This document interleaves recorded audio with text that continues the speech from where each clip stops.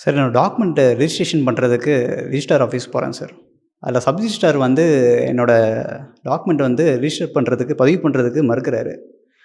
அது சட்ட ரீதியா தப்பா, இல்லையான்றது எனக்கு தெரியல. அத பத்தி கொஞ்சம் சொல்ல முடியுமா சார்?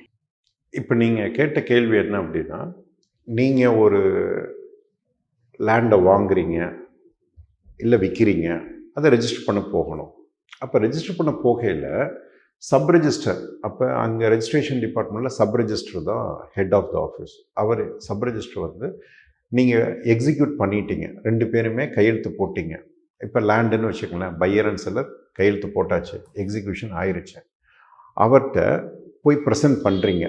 ஓகே, அதாவது இதை ரெஜிஸ்டர் பண்ணுங்கன்னு நீங்கள் ப்ரெசென்ட் பண்ணுறீங்க. இப்போ அவர் வந்து ப்ரெசன்டேஷனில் பார்க்கணும் எல்லாம் சரியாக இருக்கா. அப்போ அந்த லேண்டு வாங்குறவங்க விற்கிறவங்க அது சம்மந்தப்பட்ட டாக்குமெண்ட்ஸ் அனெக்ஷர்ஸ் எல்லாம் கரெக்டாக இருக்கான்னு பார்க்கணும்.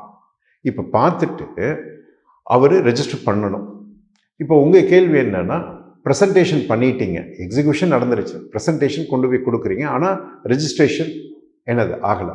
அப்போ ப்ரெசன்டேஷன் பண்ண உடனே இப்போ சட்ட ரீதியாக அந்த ரெஜிஸ்ட்ரேஷன் ஆக்டில் என்னது ஒரு செக்ஷன் இருக்குது, செக்ஷன் 22A அப்படின்னு புதுசாக இன்க்ளூட் பண்ணியிருக்காங்க. அப்போ என்னன்னா அதுபடி அந்த இதில் என்னது காரணத்தோடு தான் மறுக்க முடியும், இவராக மறுக்க முடியாது. அப்போ அந்த ரெஃப்யூசல் அப்படின்னா மறுக்கிறது, பதிய மறுக்கிறது, அதுக்கு அந்த செக்ஷனில் செக்ஷன் 22Aல என்னென்ன காரணங்கள்னு சொல்லியிருக்காங்க. இந்த காரணமாக இருந்தால் தான் அவர் மறுக்க முடியும். இப்போ உதாரணத்துக்கு அது கவர்மெண்ட் லேண்டாக இருக்குது, பதிவு பண்ண மாட்டாங்க.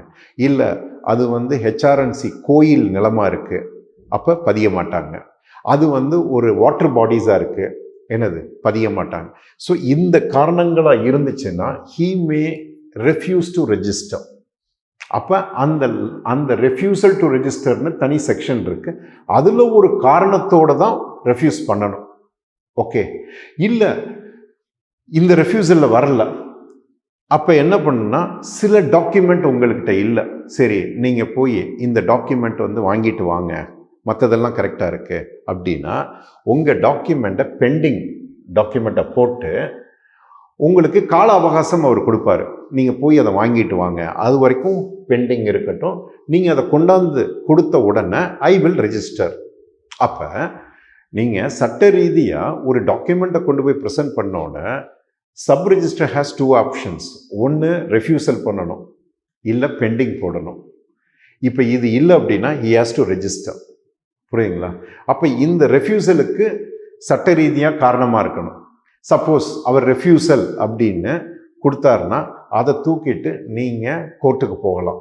If it is not in consonants with லா, அந்த சட்டப்படி ரெஃப்யூசல் இல்லைன்னா நீங்கள் கோர்ட்டுக்கு போய் ரிட் ஆஃப் மேண்டமஸ் மூலமாக ஆர்டர் வாங்கிட்டு வந்து பதிய சொல்லலாம். இப்போ பெண்டிங் போட்டால் அந்த எதுக்காண்டி பெண்டிங்கோ அந்த டாக்குமெண்ட்ஸை கொண்டு காமிச்சா ரெஜிஸ்டர் பண்ணுவார். ஸோ இதுதான் சட்ட ரீதியாக. அப்போ நீங்கள் போனோன்னே டாக்குமெண்ட்டை கொடுத்தோன்னு நான் பண்ண மாட்டேன் அப்படின்னு அனுப்பக்கூடாது. இதில் ஏதோ ஒன்று நடந்திருக்கணும், அப்போ தான் you can find it. Okay, so இதுதான் ப்ராசஸ்.